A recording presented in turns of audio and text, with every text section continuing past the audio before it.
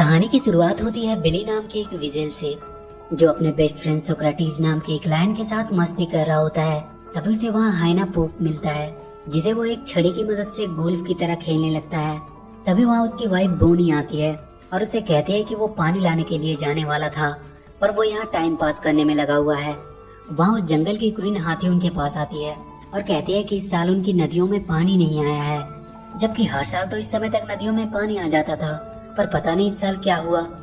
यहाँ से scene shift होती है और हम चार्ल्स नाम के एक चिकन को देखते हैं, जिसे कुछ ही देर में उसका सिर्फ डिनर में बदलने वाला होता है, पर वो किसी तरह से अपने आप को छुड़ाकर वहाँ से भाग जाता है।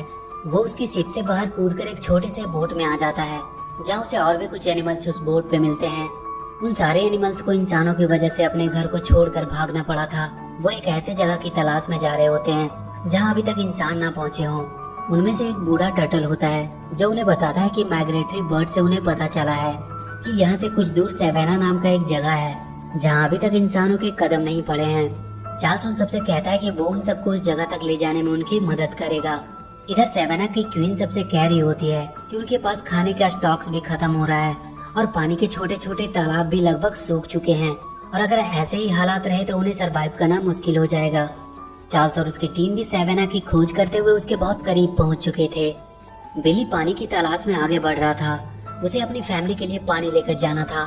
वहीं कुछ दूर पे बफेलो और राइनो का ग्रुप आपस में पहले पानी पीने के लिए लड़ रहे होते हैं। उनकी तरफ ध्यान ना देते हुए बिली सीधा वहाँ के तालाब से अपने बोतल में पानी भरने लगता है। जब उस पर राइनो और बफेलो की नजर पड़ती है तो वो गुस्से से उसे घूरते हैं। इधर बिली का बेटा जूनियर अपने दोस्तों के सामने अपने डैड की बहुत तारीफ कर रहा था।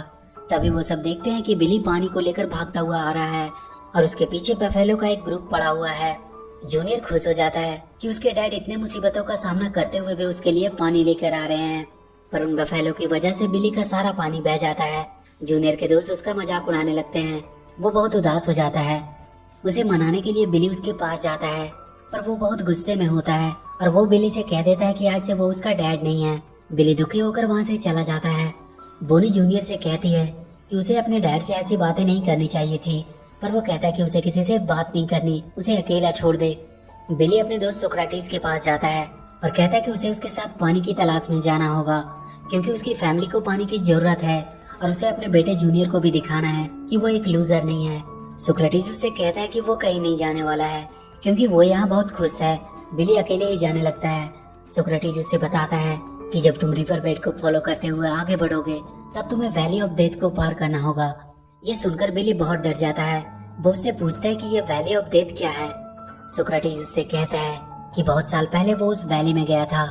वहाँ बहुत ही खतरनाक जानवर रहता है जो वहाँ आने वाले को जिंदा नहीं छोड़ता।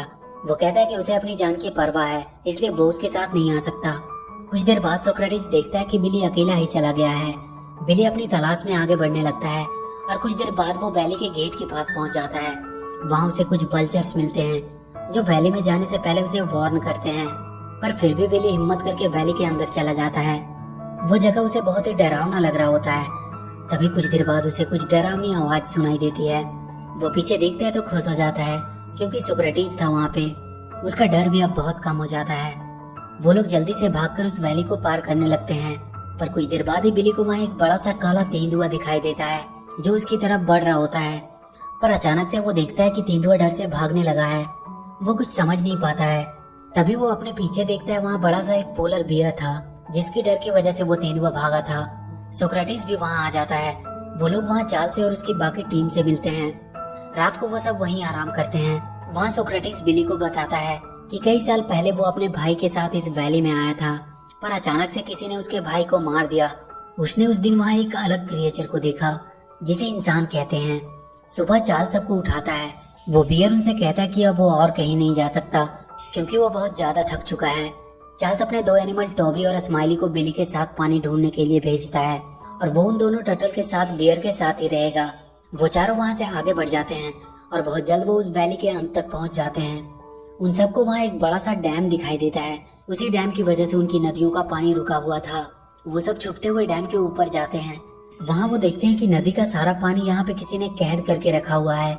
वहीं डैम के पास एक ईडन पैराडाइज नाम का होटल था, जहाँ आज बहुत से देश के लोग क्लाइमेट चेंज की मीटिंग अटेंड करने के लिए आने वाले थे। उस होटल का मालिक वहाँ आए हुए डेलीगेट्स को अपने होटल में अपना पालतू मंकी टोटो से उनका वेलकम कराता है। इधर एक वाटर बोट के सहारे वो चारों एनिमल होटल तक पहुँच जाते हैं। वो सब होटल के अंदर जाकर मस्ती करने लगते हैं। बिली और सोक्रेटिस वहाँ के कॉन्फ्रेंस रूम में पहुँच जाता है, जिसे देखकर वहाँ के सारे लोग बहुत डर जाते हैं। वो तुरंत होटल के ऑनर को कॉल करते हैं। ऑनर वहाँ का हंटर को आवाज देता है।